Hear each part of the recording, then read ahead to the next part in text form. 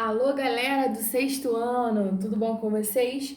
Hoje nós vamos tratar sobre os assuntos da apostila de FGA, beleza?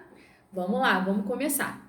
Primeira coisa, galera, eu sou carioca, né? E eu vou ter que falar do Amazonas para vocês, do estado de vocês. É um grande desafio para mim. Geografia, saco tudo, mas sobre cultura, sobre os alimentos diferenciados que vocês têm, a culinária diversificada, aí vocês vão ter que me dar aquela dica, beleza? Então abre lá a sua apostila na página 5. A página 5 ela começa falando do tamanho que é o estado do Amazonas, ok? E uma coisa muito importante, nós não podemos confundir a palavra Amazonas, que é referente ao estado, amazônica, que é referente à floresta. Então, diquinha básica só para começar. Vamos lá. Assim, o estado de vocês é apresentado da seguinte forma: ele é o maior em extensão territorial em relação aos outros estados do Brasil, porém não tem uma população tão grande assim comparado, por exemplo, ao Rio de Janeiro e São Paulo. O que isso quer dizer? A gente precisa retomar um assunto muito importante. Não sei se vocês já ouviram falar na palavra chamada densidade demográfica. O que é densidade demográfica?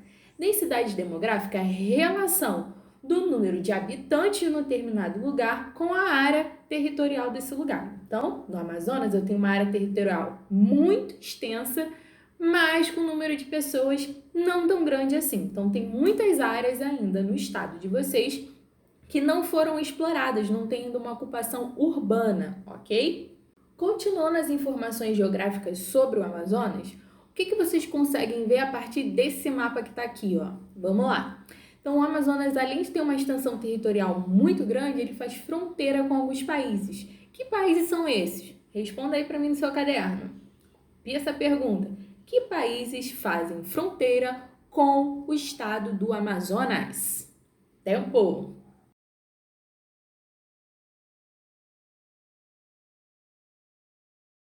Além dessa área fronteiriça que é muito importante, por isso que nós conseguimos também perceber a presença de refugiados nessas áreas, né? Aqui principalmente da capital, né, de Manaus, por conta dessa relação com a fronteira. Falando em Manaus, Manaus, por ser a capital, é onde a população fica mais concentrada. E claro, tem pessoas morando em outros lugares no Amazonas, sem ser em Manaus, mas estão mais dispersas pelo território, ok? E que pessoas são essas? A gente já conversou sobre isso. Nós temos povos indígenas, nós temos os povos ribeirinhos. São várias comunidades que tiram aí seu sustento, depende do lugar onde ela esteja, beleza? Aí lá na página 6 vai falar sobre um pouquinho da história da formação do território do Amazonas, como ele foi formado, quem estava aqui primeiro, quem chegou, como isso aconteceu. Então na página 6 vai ser apresentada a história dessa forma. Aí fui pesquisar um pouco e descobri que há 14 mil anos atrás chegou aqui no estado do Amazonas uma galera lá da Ásia. Aí eu unia algumas coisas que eu via ao longo desse pouco tempo que eu tô aqui e percebi que realmente isso é verdade. Como assim, professora?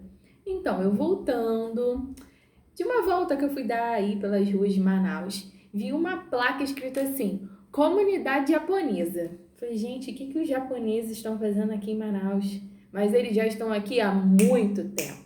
Então, os asiáticos eles têm uma relação com a cidade de Manaus e também com o estado do Amazonas muito próxima. E isso remota lá da época da história do Brasil, quando o território ainda estava sendo formado.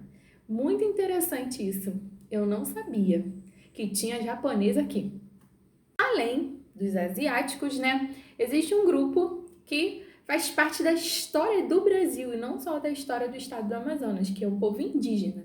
Então, o povo indígena, ele participou de todo o processo, né, de colonização, quando os portugueses chegaram aqui, e aí dividiram as terras com os espanhóis, sendo que o lado leste ficou pertencente a Portugal e o oeste a Espanha, e aí os indígenas ficaram desse lado, do lado leste, tá? Mais próximo do litoral, e aí tiveram uma relação com os portugueses muito maior do que os espanhóis. E vamos de história! E aí essa relação, né, a partir do Tratado de Tordesilhas, continuou e continua até hoje. Ainda existem tribos indígenas aqui no estado, com a sociedade, e estão vivendo de uma forma muito diferente do que viviam no passado. Vocês concordam comigo?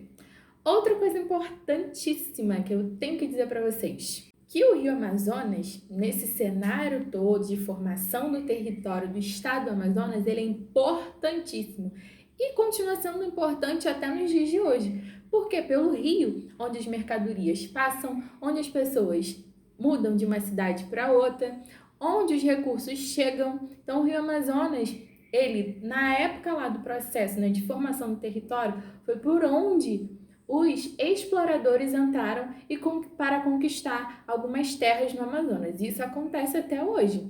Eu ainda não fui no Rio Amazonas, quero conhecer muito e eu quero entender um pouco mais sobre essa história toda a partir, né, de uma navegação aí pelo Rio Amazonas. Tá bom, pessoal?